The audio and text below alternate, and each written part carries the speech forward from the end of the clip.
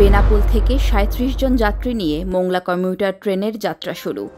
আসসালামু আলাইকুম, স্বাগত জানাচ্ছি বেঙ্গল টিভির নিয়মিত সংবাদ সংযোগে। আপনাদের সাথে আমি আছি মৌসুমী আক্তার সুমি।